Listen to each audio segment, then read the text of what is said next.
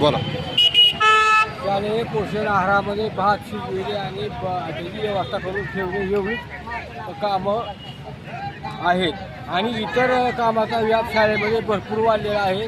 त्या मानाने शाळेच्या निधीमध्ये किंवा वेतन वाढ केलेली नाही. आजपर्यंत अनेक आंदोलने झाली. त्या आंदोलनाचा शासनाने विचार केलेला नाही.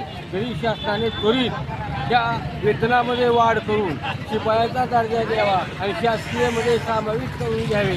आणि शाळेचा भयंकर व्याप शाळेचा वाढलेला आहे. विवेकांनी कोणती शाळा आहे? बागेला पाणी घालणे, आणखीन काम आणि राष्ट्रीय सण ह्याच्यामध्ये देखरेख करणे असा भरपूर व्याप मागं लावलेला आहे.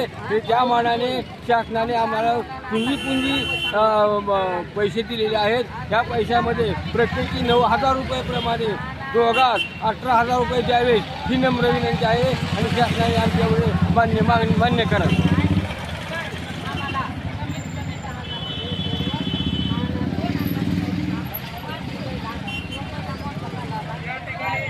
कोण आहे बोलणार अजून?